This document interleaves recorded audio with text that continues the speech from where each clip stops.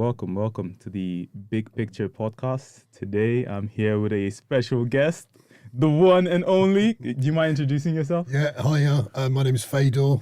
Friend of Thierry's from University of Portsmouth. Yes. I met Fedor at the gym. One of the nicest guys I've met, I would say, this year. But do you want to let's take it back. Let's give the viewers / listeners a sort of an intro. You are doing a creative writing course. Yeah, that's right. Before that, though, I just want to take issue with you saying that I'm only one of the nicest people. That is true. Yeah. It's I think it's very hard to meet, genuinely nice people, and I can say that for a fact that you're a genuinely nice person that I've met. And that's year. Right back at you. Yeah. So I'm here. I'm between years 2 and 3 at the moment of a creative writing degree. It's for me, really. That's why I'm here. I'm here for me. I've had a full career. I've done a lot of jobs that I didn't really want to do. This is my sort of reward for myself, really. That's good. I love reading. I love writing. I'm told I'm good at writing. So he's modest. He's getting paid for it. He's not good. He's getting paid to write. He's that good. So that's interesting. You say you're doing this for yourself. A lot of people, me especially, it's very hard to think of doing like a degree for yourself, because this is a form of like self-development in a way. That's exactly what it is. Yeah. Well, what brought you to this point? Like what pushed you to do this degree? Loads of things, Thierry. Loads of things. Like I said, I had a long career. First in the military and then contracting.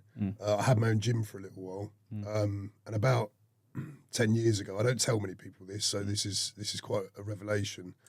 You're hearing it first. Yeah. I didn't deal with Iraq and Afghanistan very well. And then when I came back, probably about 10 or 11 years ago, I started drinking very heavily, and I started taking drugs, cocaine mostly. Started pushing my friends and family away. I became quite a horrible character, to be honest, because it wasn't my fault. It's all of you. You're all right. Do you know what I mean? I get that. It's people who love me were saying to me, mate, you're not right. There is something seriously broken about you at the moment. No, it's not me. You're all wrong. And I got in trouble with the police. I thought I was going to be locked up for quite a long time. And that kind of precipitated a change for me. I kind of thought, this isn't where I want my life to go. And so I pulled myself out of that. I'm lucky that I didn't have any problems stopping drinking or stopping taking drugs, whatever that thing is that has people addicted. I am absolutely blessed not to have that, because as soon as I wanted to stop, as soon as I realised I had to stop, I stopped. And then really it was just about reassessing, what did I want to do for me? What was good for me? And like I said, I used to write when I was a kid. I didn't write for years and years and years. And then when I was upset a lot of the time, I started writing again. And it's kind of like, it's like a game of solitaire. You understand the card game of solitaire? Yeah. So you don't really know how the game's going to turn out until you start laying the cards down. But as you lay the cards down, it becomes clearer and clearer what the game is and what the outcome is. And writing for me was like that.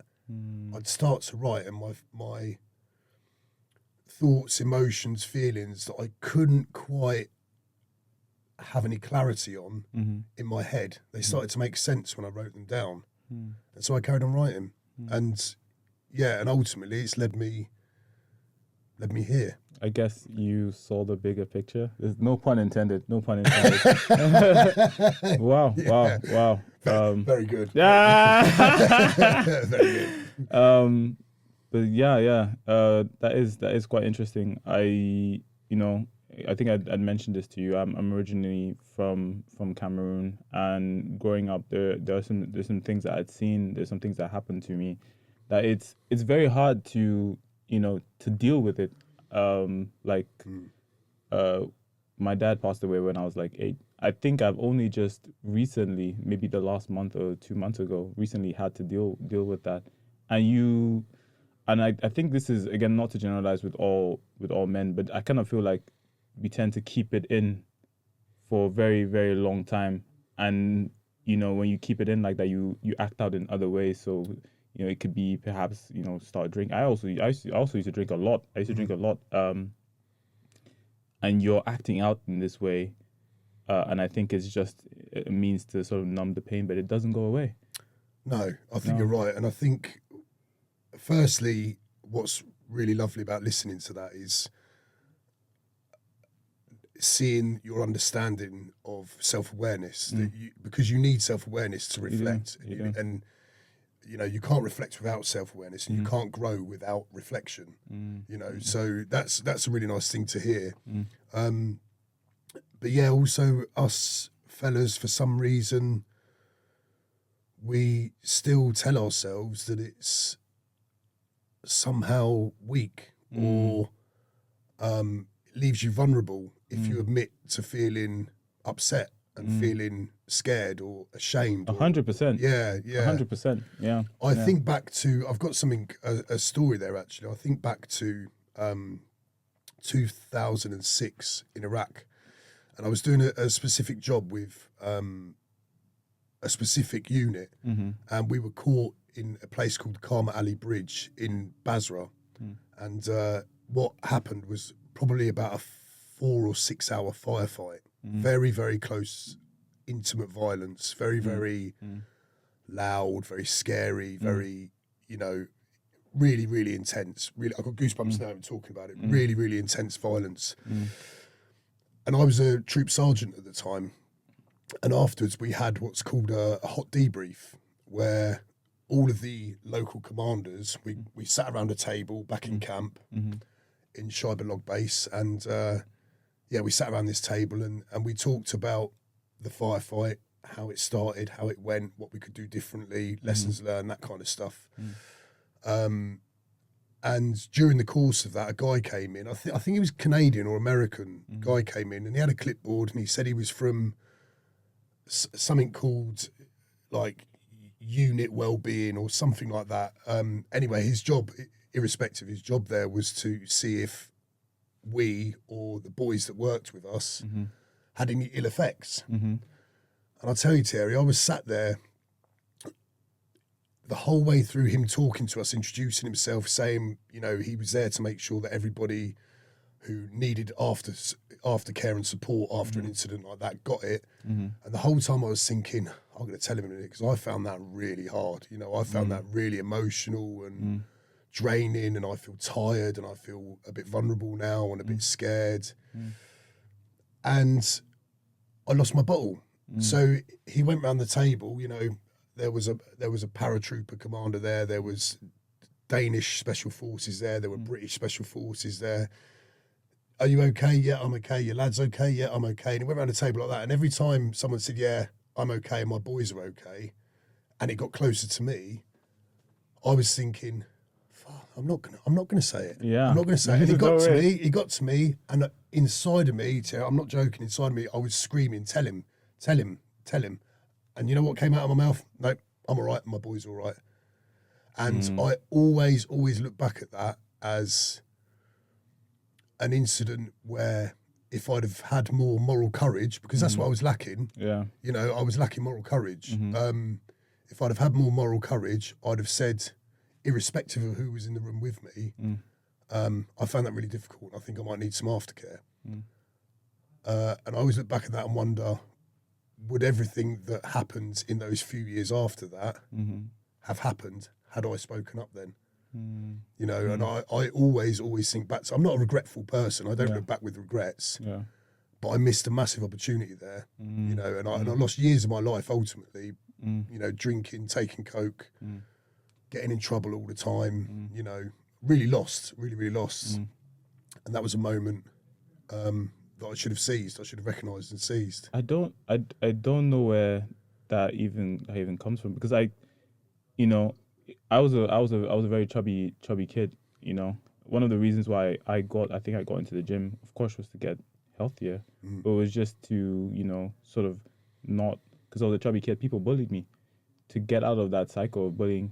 And eventually I became sort of like the bully in most scenarios.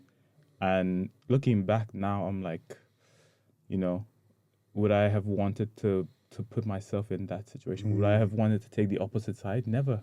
But it's just one of those things where I'd seen the bullies seem to have like, they seem to have all the power. They seem to have all the control. But most of these people, looking back again, had very serious, deep issues. Yeah. And they just wouldn't share. I don't know what it is. I don't know if it's a societal thing, or it's something that we're just raised with. I kind of feel there's sort of this idea that you should just take it on the chin. Yeah, I agree with what you're saying there, and I think there are two things I take from that. And the first one is, all bullies are really crying for help. Yeah. That's what they're doing. They're all really crying for help. Anecdotally, often bullies are bullied at home, and so they come out and they take out on the people they feel safe taking it out on. But also, even more than that, it's this idea that so I've lost my train of thought there, mate. So is the idea following from bullying? So the second was on the point of like bullying, taking it on the chin, taking. That's right. Yeah. So people have said that to me often, and I always used to take it as a compliment. People have always said to me, right from when I was a kid, you never complain. You never complain. And I've always thought it's a compliment because I don't like complainers. Yes. But also, as I've got older, I've realised that there are some things that if you don't get them off your chest, then they sit and they fester. Oh, they do fester. Yeah, so it's not a case of never complain, never explain. It's a case of pick the things you complain about, because some of them matter, and you need to express that, and you need to be heard as well when you express it. So yeah, I mean, day to day, like, I'm always going, stop your whinging. Stop your whinging. And even those kind of conditioned thoughts, man up, just get on with it. You're a fella, man up, get on with it, And they're quite dangerous thoughts to have, particularly for young men as well, I would say, particularly, Again, just going back to your experience in the military, like you're like the stereotypical archetype of what I would say is a man. I remember we spoke about your time doing Muay Thai, time in the military. In my head, based on just pop culture, you're what I think is the guy who would be on like the front line protecting everyone else. You're that stereotypical like man.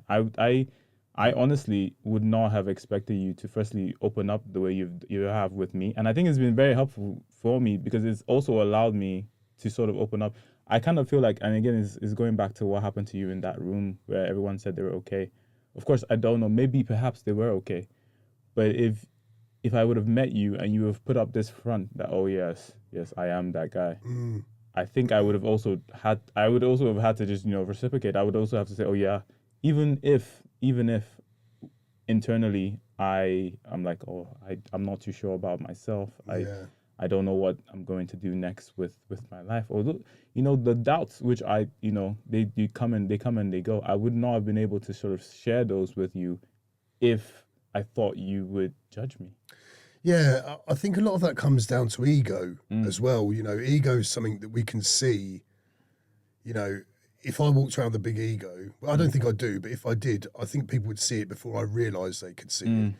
And I think once ego is something that definitely keeps young men and men in general from expressing themselves with each other, because it is seen as a sign of weakness, isn't it? To express yourself. But yeah, the idea of a man, I don't know what a man is. I honestly don't know as well. I've tried to figure this out. Like I am really into philosophy, and I'm really into reading books as well. So I've done like research into psychotherapy. I have tried to figure out what the concept is and how a man would be like, because even for me, it keeps changing depending on where I am, depending on where I am in my life, depending on where I live. But I don't know. But I think you said about stereotypes, didn't you? But I think when it comes to masculinity and femininity, Yes. we're almost beyond stereotypes, and we're talking about archetypes. You know, men should be breadwinners. You know, men should protect their families. But actually, let's look at those two examples. You know, men are the breadwinners, men protect their families. Well, actually, I grew up in a single parent family, me and my brothers and my mum. She was the breadwinner and she protected us. And did she protect us? Let me tell you, where we lived was rough, you know, and people gunned for us because we didn't have our dad around, you know. So really, when you lay down these ideas of what being a man is, actually none of them stand up to scrutiny, because a woman can be all of those things. And likewise, you know, these sort of feminine traits, you know, women should be homemakers, or women should be subservient, or whatever those ideas are. Well, actually males can be all those things as well. So what is a man? That is the thing. Yeah. That is the thing. And I think, again, just going back to, you know, being bullied or feeling, not even, sometimes it wasn't even, just feeling like I was less of a man. I tended to, you know, go back to those archetypes and sort of, you know, try and implement them in my life, because I thought that was the only way to get to that point. But as you said, I was also raised in like a single parent household, and my mom did everything that a man would do. 100%. Yeah, You know? mine was exactly the same. Yeah. Up till now, she still does it. And so then what is What is a man? What is a man? Yeah, what is a man? Yeah. If you know, please put the answer in the comment section. We are truly interested. And we don't ask that question enough, because one, we don't ask it enough, but two, it's always lopsided towards men. You know, at the same time as we're trying to figure out what makes masculine men masculine, we should also be asking, what does femininity mean to women as well? You know, because I don't know. You don't know. I'd like to know. I would. I'd really like to Again, know. in the comment section, if you know, please put it Let us down. know. Yeah. But yeah, masculinity is, I think it can be destructive. I'm not a fan of the phrase toxic masculinity, and the reason I'm not is because I think it kind of eats into men's self-belief and self-motivation and stuff like that. Because if you're told, and there are parts of the internet and media where you are told consistently that you know, man bad. Yes. Man That is equals, literally the tagline. Man bad. man equals bad. You know, and it doesn't. And I think we also have to be careful of stereotypes. Generalizations more, actually, is what I mean, because whilst many men may share characteristics, not all men share all characteristics, and some men don't share any characteristics with other men, you know, which makes it very, very difficult to quantify and to understand what a man is. Exactly the same for, you know, if we said for women that, you know, all women like pink and dresses, you know, it's my experience that just as many women don't as do, you know, and the rules apply equally to women as well. So, but yeah, masculinity is a problem because we've got outdated and quite dangerous ideas of, and it's different from culture to culture as well. You know, I know sort of young black Londoners, a lot of their gangs are by postcode, and there'll be violence between groups of young black Londoners because someone said something about someone else, you know. And I don't mean just black Londoners. I mean, white gangs are exactly the same, and there are lots of mixed gangs in London as well. But there seems to be a particular problem with subcultures in the UK with this idea that any slight is worth violence. You know, any slight at all is worth violence. And even just going back to the point of violence being the answer, is it really? What he said is the correct response really being violent? It's again going back to that idea of not wanting to be perceived as being weak. So if someone Yeah. does say something Yeah. and you don't respond, you think you'll be perceived as being weak. Yeah. But It's like prison culture has gone mainstream, you know, because in prison that certainly applies. You know, that certainly applies. The idea that it's not a cliche; it's a fact. If you do not stand your ground, you'll get absolutely eaten alive. You know, you'll have your canteen taken off you. Yes. They'll be in your cell taking your stereo and your, you know, everything. You know that because that's how it goes down in jail. And that culture seems to have gone mainstream where, like, exactly like you say, you know, any kind of slight, if I diss you, I haven't got a chance to say sorry. I probably overstepped there. Nope. It's on straight away. It's on straight away. And not only is it on, but when you look into the faces of these poor young men who have somehow engineered this situation where they're going to go at it because of some words, Yes. they don't want to do it. They don't want to do it. I'm telling They're you. doing it because all their friends Yeah, are there. yeah, And peer pressure is yeah, such a big component. Yeah. You know? I've been in a fight with friends, and I'm gonna be totally honest with you. In the moment, I was really afraid. I was really afraid. Like, I saw someone get hit with it's like just a stick of wood. We call it lad. It was like a street fight in Cameroon, and my friends were by me, and I was like, God damn, that guy is definitely going to the hospital. Should I move? And I was at the front. I was at the front as well. I was second guessing myself, but I couldn't do anything. I couldn't turn back. No. It's just one of those things where, because I'm at the front, I have to move. I have to move in front.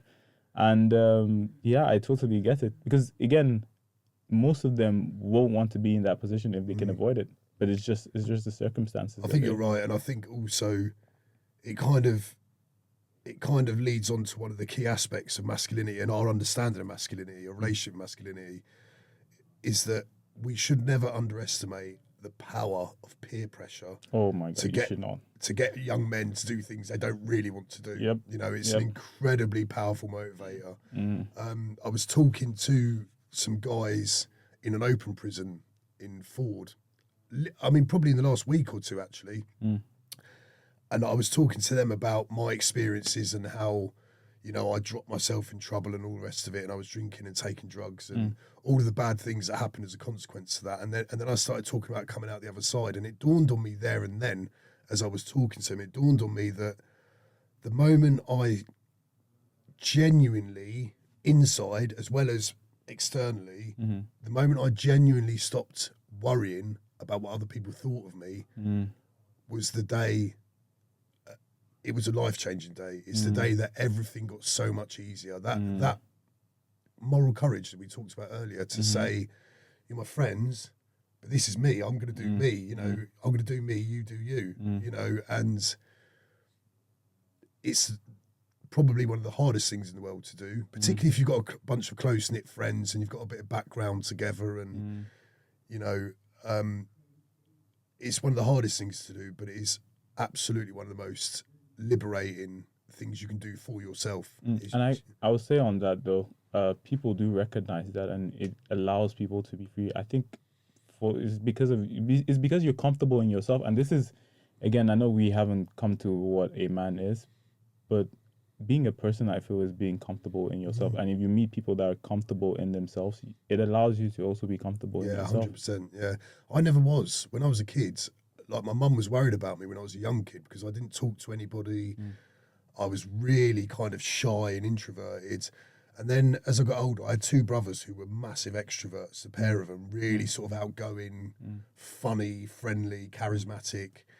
And I tried to compensate for that as I got a little bit older when I was a teenager. And I ended up just being really anxious about everything because I was just constantly behaving in opposition to my nature to try and please the crowd, you know, the group of kids that we were hanging around with. And it was, honestly, it was only when I joined the army that I started to learn a sense of who I really was.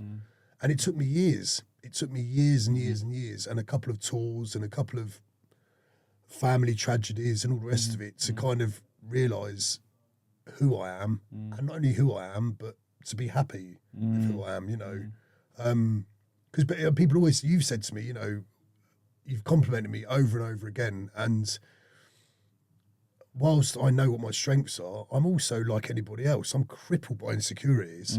You know, am I ever good enough? You know, can I ever really achieve what I want? You know, do my friends really like me? You know, those kind of things. But also underlying all of that now is this sense of, well, do you know what? If any of the answers to those questions are negative, what am I going to do about it? You know, what am I going to do about it now? I'm just going to keep on living my life, you know. So those insecurities are there, those inner battles are there that we all have. But yeah, but just saying, you know, whatever, I'm going to live my life. I am what I am, and I'm going to live my life. You know, that's. Thank you very much for saying that, because it's, you know, just going back to what you said about having I sort of based my life in secondary school on how my elder brother was. You know, he was very lucky with women. Like, he had multiple girlfriends. That sounds really unlucky. Sounds like a nightmare, absolute nightmare. But I didn't know. I thought that was it. I thought that was what you had to do. Yeah. He was that. He was also like tough match. People knew him. He was popular. So I assumed that, you know, this is, I have to do the exact same thing. Yeah. If not, I'm not worthy. I'm not up to code. And so I did. And again, as you said, you almost get a feeling of, you know, you're going against yourself constantly with this. Did it work? It worked to a certain point, but I was very unhappy. You know, I didn't enjoy it. I honestly just wanted to leave at the end of the day. I wanted to leave all those friends, all those people behind, because I wanted to just sort of start my life afresh, because I wasn't who I was. I was like putting on this front based on what I had seen. And that's also another reason why I wanted you to sort of come on the podcast, is because I feel like as a young man, we have very few positive role models, you know. There are very few people that you can really look up to and say, okay, he's truly, they do exist, but there are very few of them that I can truly say that, okay, he understands the struggle and he's still going through it, but he's in a better place. How do I get from where I am now to there?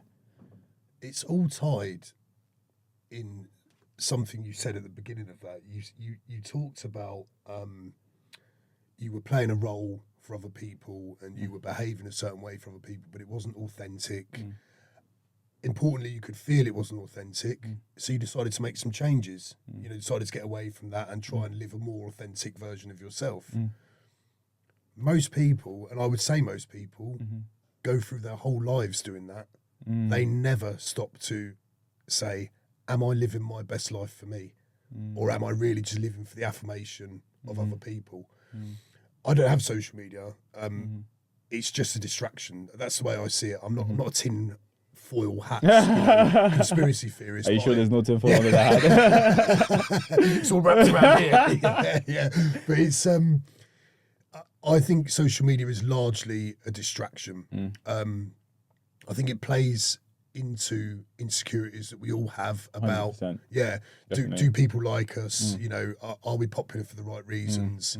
And you can see that in Facebook and Instagram and stuff like that. It, to me, from the outside looking in, it is one huge study in the measurement of people's need to feel affirmation and to feel validated. That's what it looks like to me from the outside looking in. I think definitely it is. That is what social media is. Yeah, but nobody's living their honest life on social media. No, you know, nobody's living their honest life. It's for, and I do think it can be healthy. You know, if you've got healthy relationships and a good friend circle, why not share your photos? Why not, you know, let everybody know what's going on and stuff like that? But there are people, not just young people, there are people my age, older than me, who are living on social media, and everything they are doing is for affirmation on social media. And don't forget, those 1,000 friends you've got on social media, 10,000 friends you've got on social media, a 0.1% of those are genuine friends of yours. The rest of them don't care, and they're probably slagging you off behind your back anyway. They do. You know, So why sort of try and please a mob of people that are unpleasable in the first place? That's the thing with social media. The second point you said there, no, it's gone. It's gone. Was it on around the sort of like positive role models? Yeah, so that's the other thing. Yeah, that's exactly what it was actually. So positive role models, you're right, they are there, but they are absolutely camouflaged by marketing. Really, you know, the people that you see most on television, on social media, are marketing tools. They are people that are selling products to you, and somehow they've become role models. You know, and you know, I'm quite a few years older than you. I'm nearly 50, and in my day, I say my day, when I was a kid, when I was a young man, people on TV, and it was only TV and radio back then. You know, there was no internet or anything like that. People on TV and radio, they had talent. Varying degrees of talent, but they had talent. You were famous for having a specific talent. You know, now you don't know. You are famous for being the son of someone famous or the daughter of someone famous, or because you went on a reality TV show. You are famous just for being famous. Yeah, it's a thing now. And it's just marketing. Yeah, because then, you know, immediately you've got a following. People start throwing clothes at you, or start throwing nice watches and jewelry at you, and you've got to wear these certain, and you just become one big billboard for other people, you know, for marketing. And behind all of those that you see all day, every day on social media and on TV, behind those, there are some real cracking role models that everybody has access to. You know, I thank you for the compliment you gave me, but we're talking more general, you know, and there are cracking role models out there, and it also depends on what you want from a role model. You know, so for some people, success is things, money, cars, you know, women, holiday homes. That is success for some people. So for other people, it's a Boss tracksuit or a you know, or a £200 pair of trainers. You know, but for other people, success is enrichment and progression and growth. And there are people out there for that. There are. You just have to find them. You know, you just have to find them. It is extremely hard to find those kind of people now, because as you said, most of these people are famous just because of marketing. And so because they are genuinely marketing themselves on a daily basis, it's harder to see, you know, a genuine person, someone living their authentic life. What you see are people who are living sort of this facade. I'm recently been learning how to do like trading online, and the guy, a friend of mine who's been doing it, he told me the first thing off the bat is don't look at anything on social media, because they're all lying to you. What they're trying to do is sell a course. Yeah. If you fall into that trap, you buy the course. You realize, you know, a month, 2 months afterwards that you're not making any money. You start to feel you're a bit depressed, you know, because, you know, I feel like with most competent people set themselves goals. Yeah. And when you set yourself a goal and you don't achieve it, it's like your life it's not worth it. And so if you're going on social media and you're setting yourself goals based on what you're seeing, some of these are unachievable. Yeah, they're all unachievable for the vast majority of people, you know, because none of it's authentic to start with, you know. And don't get me wrong, listen, you know, there are some very clever people that play a role on social media to make a good living. And, you know, all power to you. You know, you do what you do you to make your living. I'm perfectly happy with that. But yeah, I do think it comes at the expense of genuine role models, you know, and people who are that exhibit characteristics that we can all aspire to. You know, I've been the same. I've seen, you know, I've had male role models. You know, when I was a little boy, my mum had a boyfriend, Adrian, who was an absolute icon to me. You know, he's an absolute, as a really shy sort of little boy, he got me into playing rugby, and he always took the time to spend time with me and stuff like that. And then when I joined the army, there was a guy called Dave, who he was a sergeant major, and he took me under his wing, said what a great lad I was, taught me loads. And the interesting thing about both those guys was neither of them, though they were both very clever, very cute, smart men, there was no ego about either of them. No ego, and I suppose that circles all the way back round to masculinity. Is a lot of masculinity is ego, and it stems from ego. And ego in and of itself isn't a bad thing. Of course, we have to have an ego. It's a sense of ourself. Yes. You have to have a sense of yourself. Yeah. How do you grow? How do you survive? Yeah, how do you survive? Yeah. But you have to have proportionality with an ego as well, and you have to. I think possibly in my own experience, as I've got older, my ego's definitely not deflated, but it's definitely shrunk. As I've got older, I'm less concerned about how I measure alongside other men. So like for example in the gym, I'm not in competition with anyone. I'm just trying to keep myself going. I don't care who's lifting more or doing more press ups. Funnily, when I started, I felt like I was in competition with most people, and I'm in a better space now where I'm trying to manage my time, so I'm trying to get in and get out. Yeah. But there was a time when I would, extend my workout because I saw one guy lifting a bit more weight, and I was like, I can do that as well. Yeah. And I would go and do it. I would go and do it, and it just ends up wasting your time. I want to sort of touch on the mentors you've had. We're living in I don't know how to describe the world we're living in now. I'm going to say post Epstein world, where many people firstly are afraid that if they take up that kind of role, they don't know how they will be perceived by the other, and they of course don't want to risk their own livelihood because they're trying to support someone.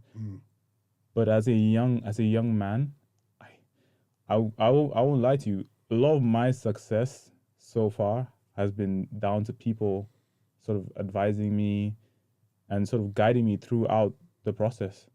I can take a lot of credit for everything that I've done and everything I've got. But if I'm being truly honest with you, there have been so many people behind me helping me throughout the way. What would you say, especially to the listeners and to the viewers, what advice would you give to them to get like a positive mentor? Because you can't even get a positive mentor because it's one of those things where it's a mutual relationship. Like what kind of advice would you give to them, around getting a mentor or getting a positive role model? Well, the first thing I would say to that is advice is free for a reason. It's not always good, and I try to avoid giving advice where I can. Yes. If someone asks me for a suggestion, I'll always give them a suggestion. But I would say probably, well, let me put it another way.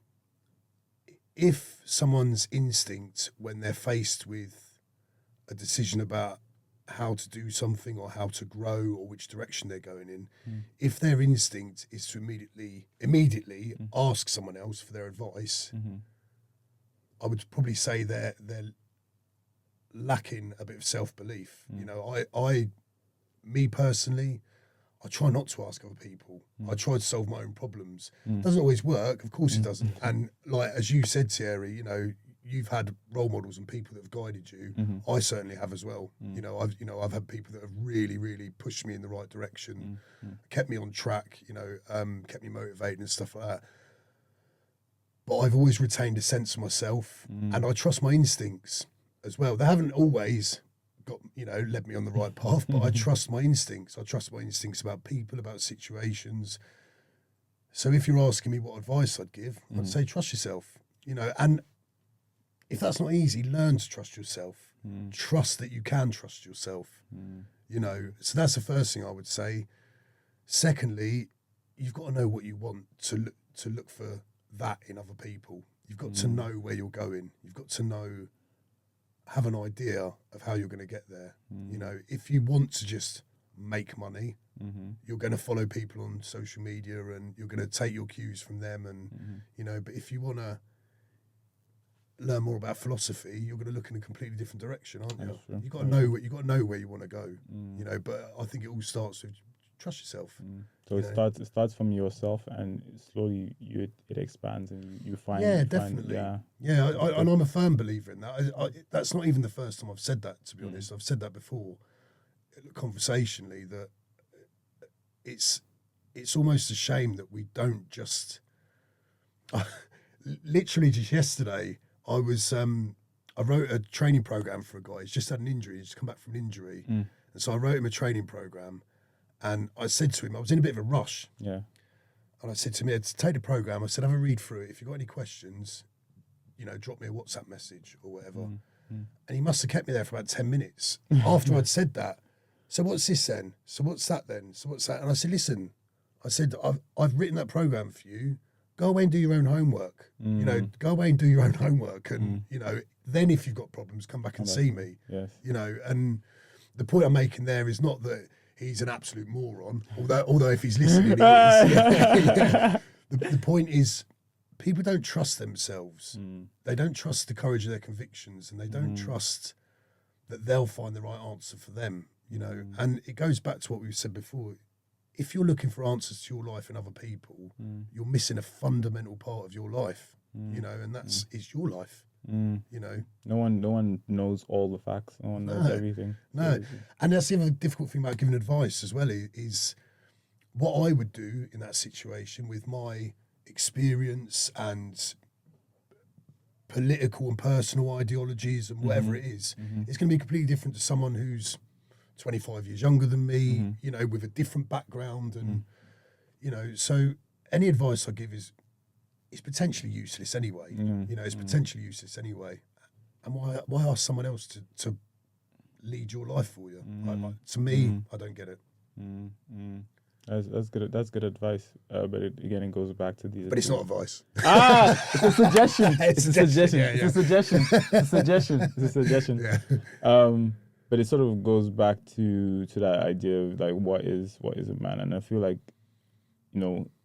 especially in my journey, I did go. When I was in my worst position. It was when I wasn't trusting myself, and I wasn't sure of my capabilities. I wasn't confident in what I could do, and a lot of the things I've done following that has been sort of trying to build back that confidence. I think the one of the reasons why I'm doing the 100K is just to prove to myself that I can. Well, there is no better reason. And I remember when I told you, that's exactly what you said. There's no better reason. There's no better reason. But it's sort of like building back that confidence and having that track record that even when the thoughts do come and say, oh yeah, you're not able to do this, you're not capable, just having that track record and saying no, I have done this, I've done this, I've done this, and even though this is an entirely new scenario for me, I can go into that with the same confidence. I have the belief that I can get it done. 100%. Yeah. It's fascinating because, with a challenge like that, firstly, most people would balk at a challenge from that. They would say, no, that's not for me. When you told me, I felt like I was going to be sick. It's like the idea of running 100K is horrendous. Yeah. But also, in the same token, there's one thing that I would say to that, and that is, you're challenging yourself, but also you mentioned there about, you've made mistakes along the way and stuff like that. Well, you're young, young people make mistakes. I make mistakes, and I'm twice your age, we're always going to make mistakes. And it goes back to that understanding that it's an opportunity to grow, an opportunity to learn. If you understand self-awareness and if you've got reflection. But you framed it in a different way. I think especially now, most mistakes now are too costly. First of all, mistakes, they're not too costly, but people perceive them as being too costly. They don't know if I made this mistake now, maybe I'll never have this opportunity again. You will have other opportunities. Other things do come up. Again, just speaking from my own experience, like for example, just doing this podcast, it was a risk. This is a risk I'm taking. I've never done editing. I have not done, I've not spoken live like this before. I might make mistakes when I speak. There are a lot of thoughts that go into it. But again, as I said, I want to build that confidence and build that track record. So I was like, I'm going to get this done. But Sorry, go on. sorry. But for like most people, I feel like, pushing themselves out of their comfort zone, the fact that they could possibly make mistakes, just it's too much of a risk, and they end up just not doing it. So mistake is a really interesting word in this context, and the reason for that, I think, is who is it a mistake for? Who is it a mistake for? Have you made a mistake that you feel bad about, you recognise as a mistake, and you recognise as something that you need to put right? Or is it just a mistake in your comments underneath your, is it a mistake according to someone else who could easily do it better? Do you know what I mean? Yes, I get that. The mistake according to who? Whom, sorry. The mistake according to whom.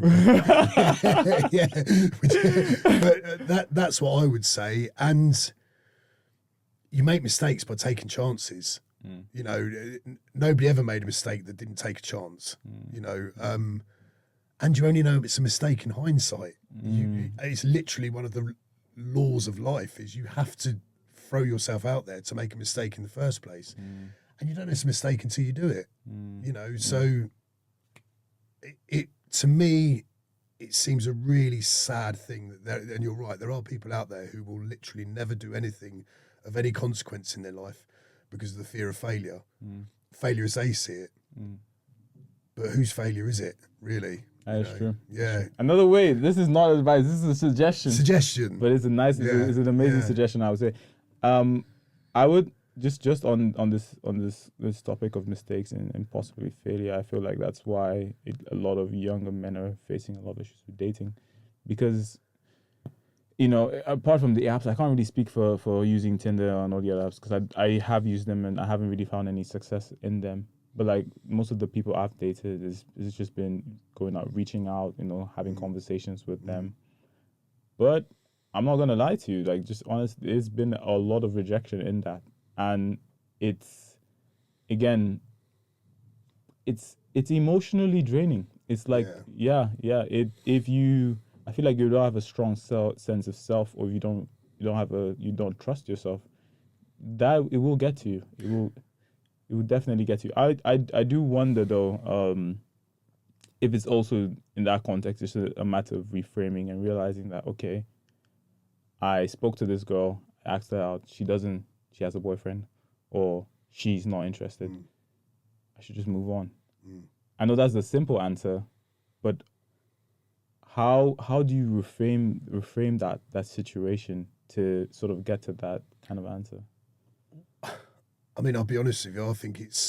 I don't think anything is. The means have changed, but I don't think anything has changed. Back in the 70s, 80s, and 90s, men were getting rejected in clubs and pubs across the country week in, week out. It's very, very difficult. But we've talked about this before, haven't we? Yeah. We had lunch and we talked about it, and it's very, very difficult. I would absolutely get eaten alive in the dating game. I really would, because it's one of my insecurities. Am I enough for someone to find attractive? And I'm lucky that I've got a partner that I love and she loves me, and I don't have to worry about all of that. Thank the Lord, I don't have to worry about that, because it would absolutely eat me up. And every time I hear stories like me and Albie talking about it a few weeks ago, it sounds horrendous to me, not because men are being rejected, because honestly, I don't have any sympathy. Yeah, it will happen. That's the truth of it. You're going to get rejected 1,000 times in your life, not just by women, but with job applications and friend circles, and you're going to be rejected 100 times. It's a part of life. Deal with it. Deal with it. Deal with it healthily, but deal with it. So it's not the rejection, but I'll tell you what does sound different to me, and we talked on it before. Relationships to me, the beginning of relationships to me, sound very, very transactional now. And that certainly wasn't the case in my day. When I was a young man, we would meet, get to know each other, things would develop, things would flower from those initial meetings. Now everything is online, and you're chatting to them maybe for weeks at a time before you meet somebody, and if you're cautious, that's going to suit you down to the ground. If you're a cautious woman, and women have got a right to be cautious as well, you know, they've got an absolute right to be cautious. Yeah. If you're a cautious woman, or man, doesn't matter, and you're not sure about the person that you're chatting with, it's going to suit you down to the ground. So why wouldn't you use it? Why wouldn't you long it out for as long as possible and see where it goes? The truth is, honestly, I don't think that meeting people online is a great way to meet people. It's the modern way. We accept it. You know, you will certainly be better at it than I ever would be. But there's a lot missing. There's a lot missing. I think also when you do meet up, and I've kind of seen this in person as well, when Generation Z interact face to face, often there's an awkwardness there. Oh, yeah. There's an awkwardness there because we are, as a society, we are so used to doing all of our interactions like this on a phone. You know, and you might look up once in a blue moon just to make sure you're not going to get run over or something like that. But yeah, going back to the original point, it sounds very difficult. Though I repeat, my sympathy is massively limited because, you know, you are not going to get everyone you want every time you want them. I do think it benefits women for the right reasons because it allows women to be much more cautious about the people they meet, the men they meet online. But it is, it's a very difficult game. It really is. Just going back to, you know, what we spoke on about social media, a lot of the people you're speaking to online, if I use myself as an example, a lot of the people I've sort of connected with and sort of dated, and if the relationship started online, they have an online persona. That's what I'm seeing. Maybe I'm not consciously trying to do this, but that's the idea of them I have in my head. So most of the times when I meet them and they don't fit what I had in my head, I don't like, even if no matter how much I liked her, I just don't anymore. And it becomes awkward because I just want the conversation or the meeting to finish as quick as possible so I can go home and block. Do you think that's down to like, I mean, obviously it's you can say whatever you like in a message, but also you've got the ability now to totally sort of airbrush the way you look and stuff like that, you know? Because I've seen photos of people that I know online. And, you know, I've been quite frankly, I've been like, you do not look anything like that in real life. You know what I mean? Your nose is smaller, your ears are smaller, your eyes are closer together, you know? And I think that makes it difficult. And that's one of the sad things, because that's something that affects both men and women. You know, the idea that you have to portray the very, very best of you, even with filters and stuff like that. And that's something, again, you know, we knew within 5 minutes you know, when I was a young man, we knew within 5 minutes because we were there face to face. But imagine if you've spent 2-3 weeks talking to this person. It's like your time has been wasted. It's hard to come back from that and then start looking for another person because you're thinking that might be another 2-3 weeks, and then you go and you meet her and she's not what you thought. And it goes both ways. It goes both ways. Because perhaps when you meet her as well, you've also been doing the editing, and you're not what she thought you were going to be. Like, she was expecting someone who was 6'5". You come here and you're 5'2". No. It's one of those things that the internet has allowed us to do, and it's sort of played into people's insecurities to find perfection. I remember when I started working out, I assumed that within a year I would get like full-on abs because that's what I saw online. I only realized, because I have friends who are bodybuilders, that most of the pictures they take, they work with the lighting. They take the pictures after they've worked out, so they have the pump as well. They use water. It's like a process. It's not natural. These are not natural pictures. It's all synthetic. All synthetic. But honestly, looking at it when I started, I thought that's how these people are walking around on a daily basis. It's again, it's the oldest trick in the book, isn't it? You got the light above exactly. You, so that all of your everything is toned. Everything is toned. They look extremely cut, and then when I meet them in person, I'm like, that's not how you look. You know, it's like nah. He's just doing that for the internet. And again, it plays those insecurities, and it's something not consciously. I'm not trying to do it consciously, but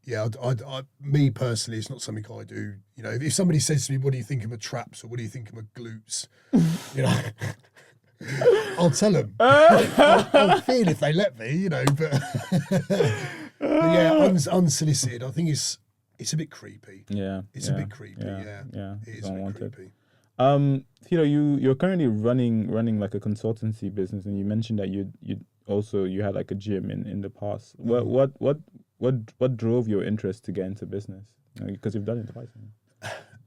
To be honest with you, mate, business isn't the reason I got into business. They were just just things I wanted to do. That's all it is. You know, I've always been the same like that. If I want to do something, it's not always been with the best outcomes either. But if I want to do something, that's what I'm going to do. You know, I wanted a gym for a long time while I was serving in the military and while I was contracting afterwards. I wanted a gym, so I saved and I opened a gym.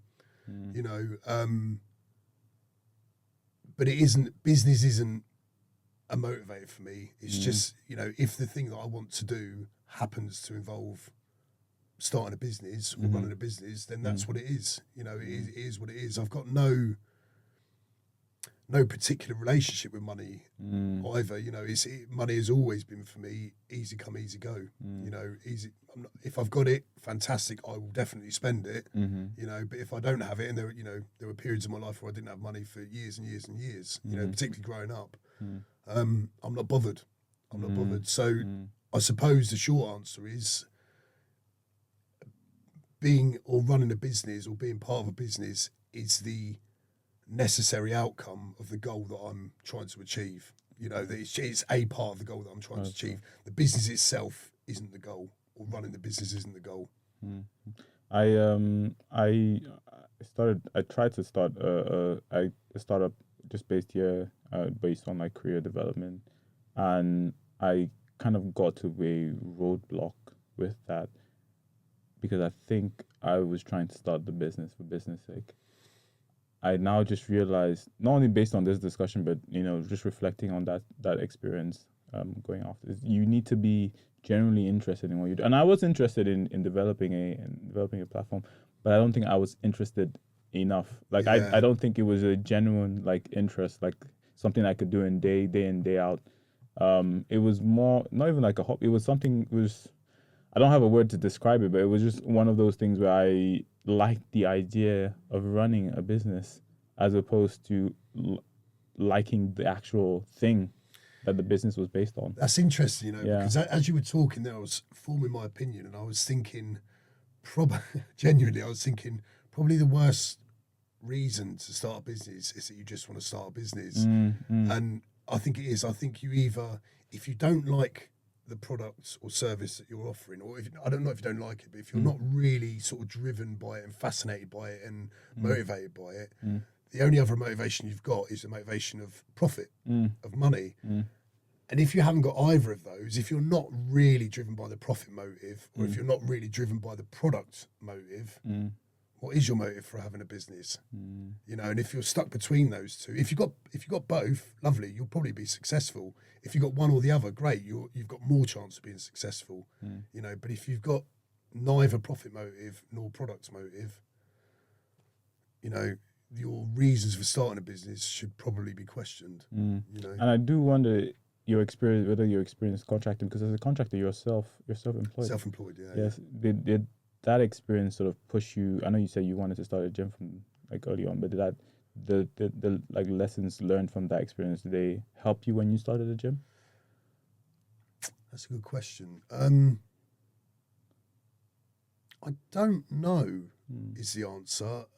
I mean, I would say as a self-employed contractor, I was a security and intelligence manager on American operating bases in Iraq and Afghan. And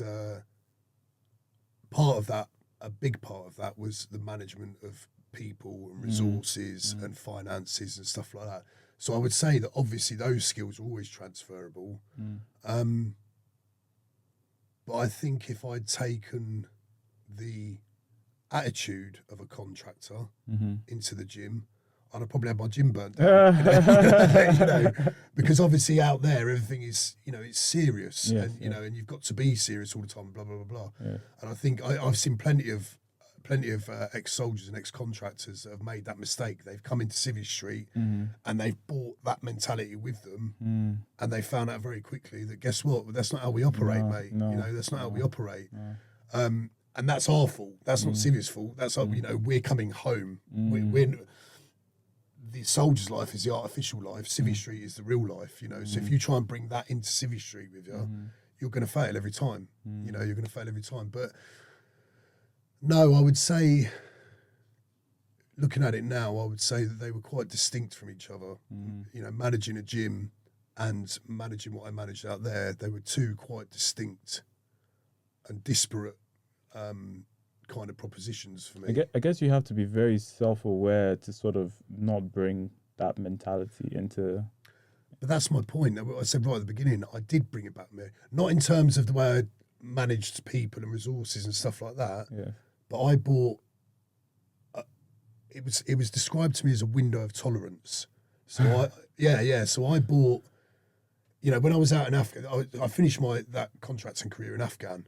And when I was in Afghan, my tolerance for violence was that big because I was always expecting violence. You know, so it was this tiny, tiny window of tolerance for me where I was constantly hyper vigilant and hyper aware and constantly on the lookout for potential threats and patterns that would lead me to a threat and stuff like that. Well, guess what? I brought that back with me. When I should have, back in the UK, I should have had a window of tolerance like that. You know, really big, high, wide window of tolerance. But I bought this tiny little Afghan window of tolerance back with me. Consequently, I saw threats everywhere. You know, I bought that all back with me, and instead of sort of decompressing and trying to adjust back to normality in Civvy Street, I bought this tiny little window of tolerance back with me, and it caused me years and years of heartbreak because I saw threats where there were no threats. I heard, you know, people would talk and I'd hear a thing that they didn't mean, but in my head, they meant something mean or they meant something threatening or blah, blah, blah, blah, blah. You know, if a car backfired, I'd be hitting the deck and, you know, hands over my head and so, you know, that kind of, the cliche stuff as well, you know. So, yeah, I mean, in answer to the point, I didn't, you know, I didn't adjust very well, to be honest, you know, and those things that I should have left in Afghan, I didn't leave in Afghan. And I carried them with me for years afterwards, actually. You know, I mean, I would say residually, I still do, you know. It just on that point of like the, you know, the trauma from that, you know, I don't know if you know this, in Cameroon, we had like a civil war start in 2016. And so there were a lot of nights where I just hear gunshots upon gunshots. I remember, you know, I think it might have been New Year's. I was very close to a firework. And when this hadn't happened, it's one of those things where I wasn't like consciously always afraid of fireworks, but the way it erupted, it kind of sounded similar to a gunshot. And I started getting afraid. Yeah. I do wonder how you've managed to sort of like cope with like, you know, coming back from that and having to have a normal life. Because again, I don't know about you. For me, it's not something I'm conscious about or something that I'm walking around like afraid all the time. But there are triggers. Some things happen from time to time, unexpectedly, and it sort of like triggers that memory. And when it comes back, especially if I'm in a public place, I immediately like, you know, start to curl up into myself because I don't know. I'm afraid. I don't know what's going to happen next. Yeah. How have you dealt with that? Well, I think firstly, listening to what you said there, I think it's a positive response because what it says is your psyche is prepared to look after you. It would be far more worrying for me if you said you'd heard all of these gunshots and witnessed all of this gunfire back in Cameroon and you didn't think twice about it today. I would say you were either really naive or you weren't being honest. Those are the two options there, you know, and neither of them are good options, you know.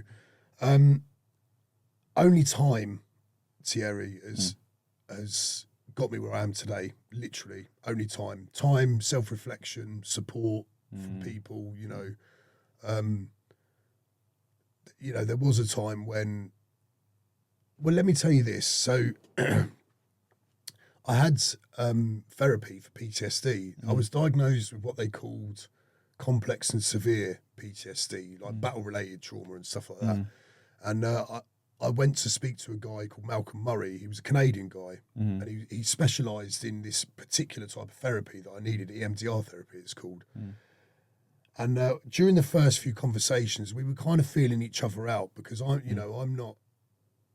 I love to talk, but I'm always very cautious about giving stuff away, And I knew he was trying to feel me out, and I was trying to feel him out. Is this the kind of guy that I'm going to be happy, telling my life story to? And by the same token, he's looking at me and saying, is this the kind of guy that's going to be honest with me and blah, blah, blah, blah.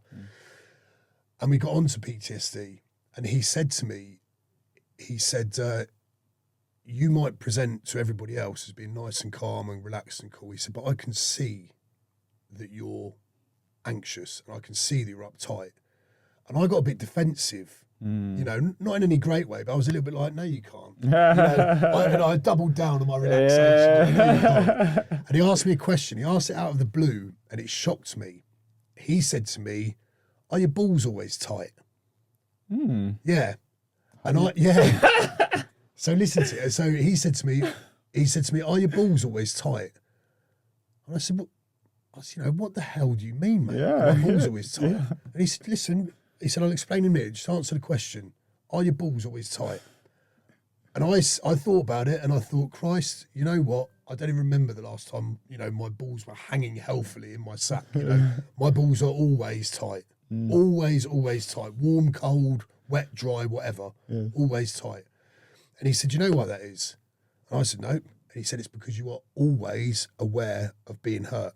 He said, your body is always keeping your balls, all of those characteristics of being hypervigilant, raised breath, shoulders raised, eyes wider, balls tight, all of those. He said, I can see them in you. He said, other people can't. He said, but I know what I'm looking for, and I can see them in you.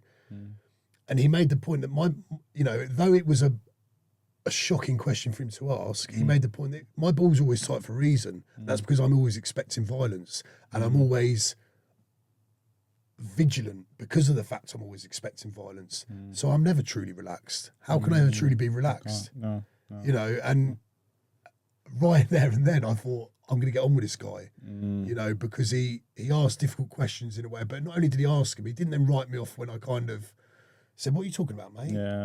He took the time to explain it to me, and explain it to me in a way that I thought, I can't argue with that. I cannot argue with that. Makes sense. So it does make sense. But nowadays, whenever you see me doing mobility in the gym, that's me taking time for myself. I often turn my phone off in most evenings, whether I'm at home here. I always, 9 days out of 10, I'll turn my phone off in the evening. Sometimes I won't even turn it back on the next morning, just to be with myself. I don't get involved in social media and all that kind of stuff. And I do it to look after myself. That's all it is, really. I do it to maintain that what I feel is healthy for me. That's a good way. That's a good way of putting it. Thank you, mate. Yeah. I do wonder though. What just because we're coming up on time. Yeah. What are the 3 things you would advise a young Fedor? Like what are the 3 tips you? I know you don't give tips. No, you don't give to myself. I can. Yeah. Oh, okay. Yeah. What are the 3 tips you would have given yourself? Younger you. I mean, that is profound. I'll tell you why that's a difficult question to answer. Because I've been different things, different. I've been a different version of myself at different times of my life because of my experiences. I said to you earlier, when I was very young, I was a very, very quiet, very insecure, very shy child. When I was a teenager, I was completely opposite. But it was all fake. I was really loud. I was really outgoing. I was really sort of garrulous and clownish, but I was constantly fucking anxious. As a young man, especially when I joined the army, when I started realising I was physically capable, and I had a head on my shoulders, I was probably a bit arrogant. Looking back, I was probably a bit arrogant. people haven't said that to me, but I wouldn't be surprised if that's what they thought. You know, in my 30s, in my 30s was when things started falling apart for me. Really, sort of mid to late 30s. That's the first thing I would say is, what version of me am I talking to? Yeah, let's just say that I'm talking to the most insecure version of me, because I think that's what we're all boiling down to, and it's just how do we feel secure in ourselves? Yeah. And it's probably going to sound a cliche, but the first thing I would say is trust yourself. You know, trust your judgment, trust yourself to make the best decisions for you. You know, I would definitely say that sort of, and as an extension of that, you know, have faith in yourself and have self-belief and test yourself. I haven't always been comfortable testing myself, but I have always tested myself, if that makes sense. And the third one, really, the thing I've learned over the years, and I think you've probably seen this about me, actually, Thierry. We know each other well enough now. I realised during my first Iraq tour, which was a really, really difficult tour. I won't go into war stories, but it was a really, really difficult tour. And I was a troop sergeant at the time. And I realised there were 3 troop sergeants in my squadron.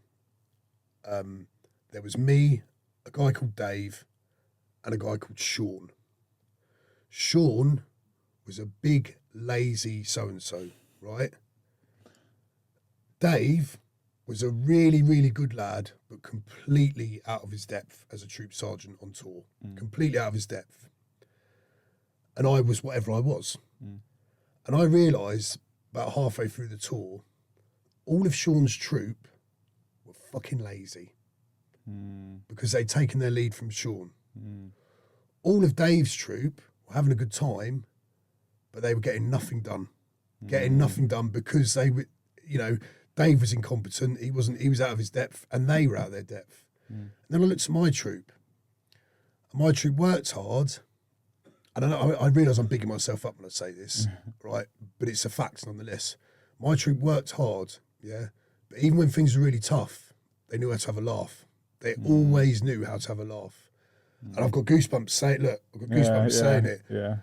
And that, for me, is probably the biggest lesson or the biggest tip, if I was to give tips, that I would give anybody. Only suggestions. Yeah, only suggestions. Yes. And that is, nothing is so bad that you can't have a laugh. Nothing is so...